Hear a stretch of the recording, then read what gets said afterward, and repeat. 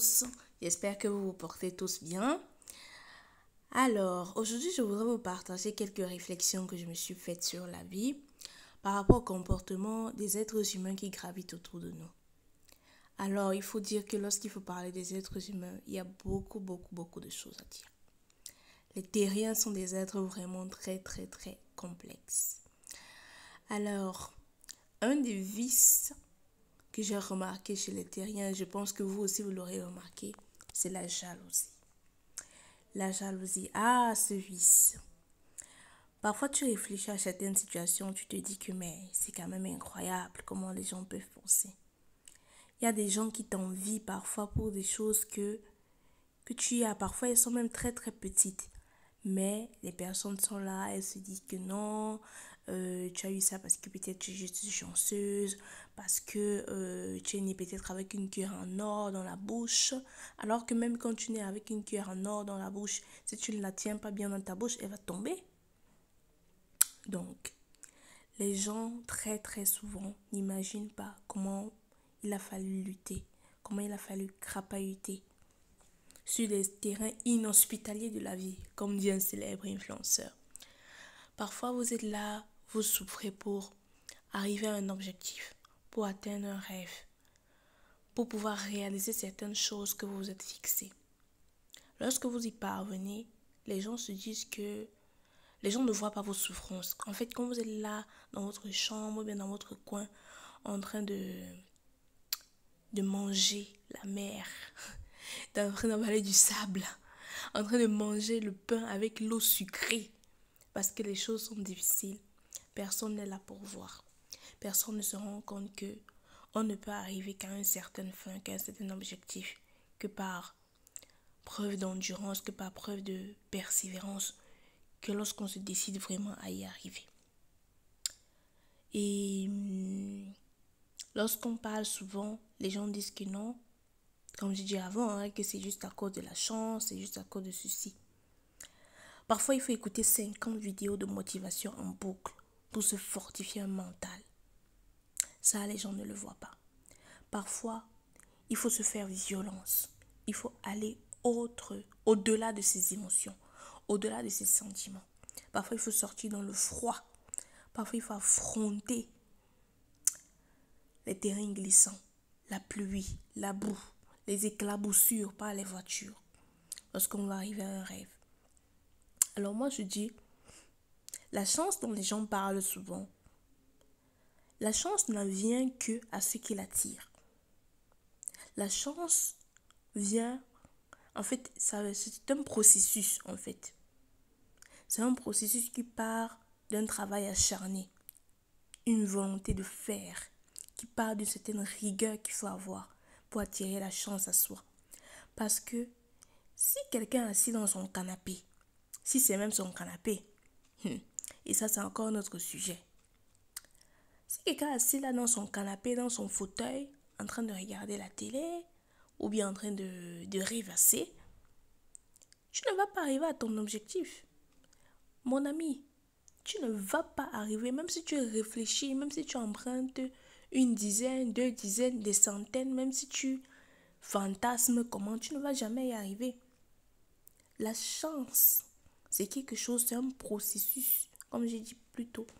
Il faut avoir une volonté forte, travailler, passer des nuits blanches, être rigoureux, être discipliné pour pouvoir arriver à ses objectifs. Il faut savoir se battre dans la vie. La majeure des gens qui envient les autres sont des feignants. Oui, ce sont des feignants. Parce qu'il n'y a que, comme ce que disait un professeur de philosophie, il n'y a rien de pire qu'un ignorant qui s'ignore.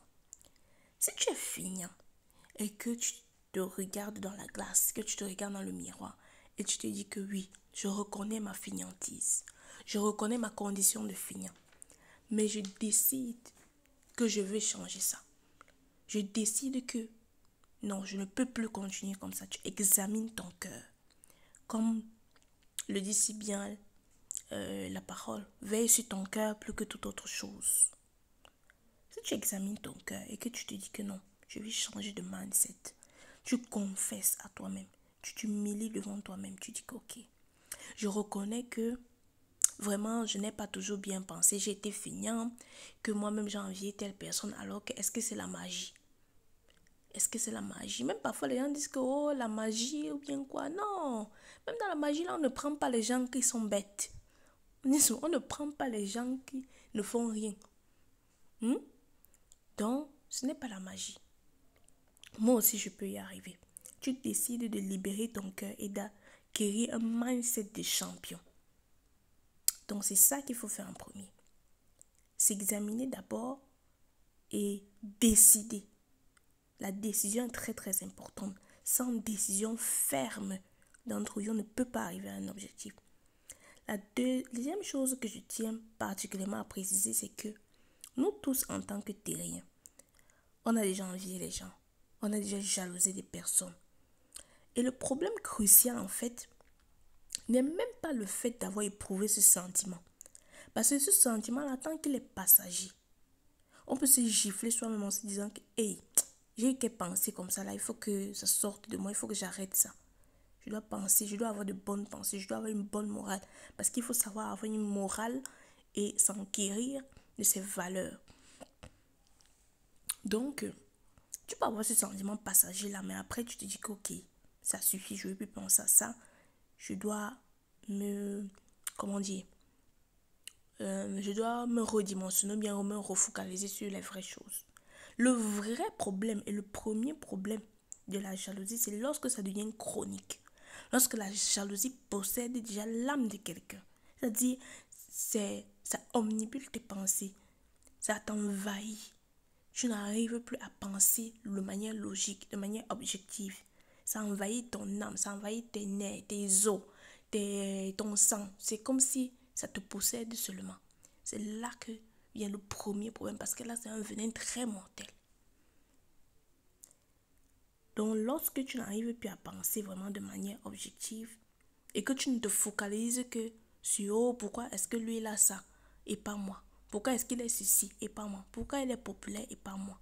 Moi, je dis que tant que tu es vivant et que tu décides de, au lieu de réfléchir à pourquoi est-ce que tel a ça, pourquoi est-ce que je suis comme ça, mais que tu te focalises plutôt sur comment est-ce que je vais atteindre mes objectifs, comment est-ce que je vais atteindre mon rêve, comment est-ce que je vais concrétiser mes projets.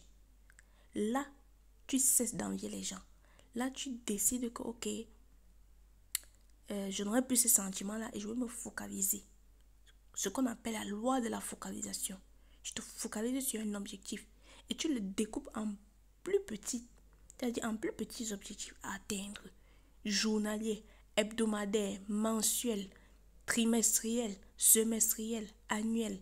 Tu le découpes ainsi et tu vois comment tu pourras faire pour pouvoir atteindre tes objectifs. Parce que il ne faut pas être des poisons pour vos propres vies, ni pour la vie des autres. Chacun de nous peut faire quelque chose de merveilleux, de fantastique avec sa vie, tant qu'il a le souffle de vie, tant qu'il respire.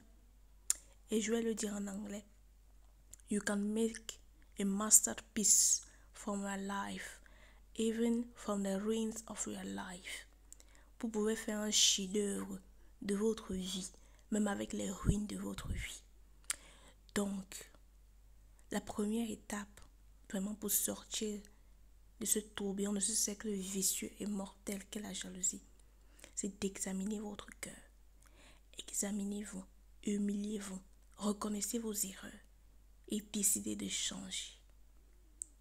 La deuxième étape, c'est le sens, c'est la volonté d'abord. Avoir la volonté, une forte volonté, un désir de changer. La troisième étape, c'est le sens de l'effort. Faire, écrire et faire ensuite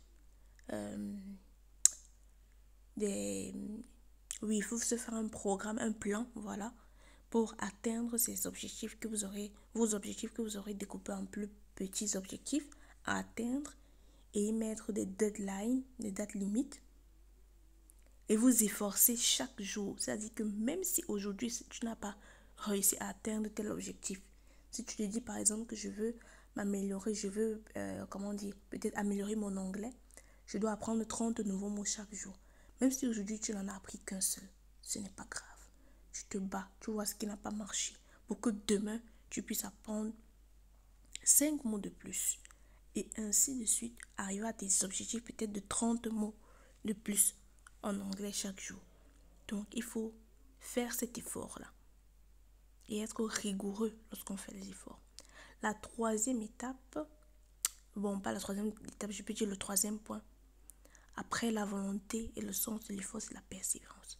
C'est-à-dire les moments où vous aurez l'impression que tout est contre vous, que vous êtes même en train de faire des efforts, de vous améliorer. Mais c'est là peut-être que vous tombez malade, que vous avez une grippe, vous avez juste envie d'abandonner, ou bien on vous annonce une mauvaise nouvelle, ou bien que, je ne sais pas, il y a comme ces moments-là où c'est comme si tout, c'est comme s'il y a des forces invisibles qui se ruent contre vous pour vous empêcher en fait d'atteindre l'objectif que vous êtes fixé. Ne vous découragez pas, persévérez, persévérez, parce que votre objectif est plus fort en fait que tout ce que vous pouvez voir maintenant. C'est-à-dire votre objectif, le désir d'atteindre votre objectif doit être plus fort que les circonstances que vous vivez maintenant.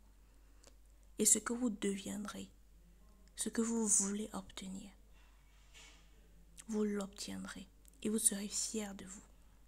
Parce qu'il faut regarder pas la personne que vous êtes aujourd'hui, mais la personne que vous voulez devenir. Donc, je vous encourage tous, je nous encourage, parce que moi-même, je suis dans cette course, je suis dans ce processus. Et ensemble, avec un peu de force, avec un peu de volonté, de persévérance, d'examen, de prise de conscience, et avec la grâce de Dieu, nous y arriverons tous. Lia ok à la meta, et on passe à la volta. Peace and cheers.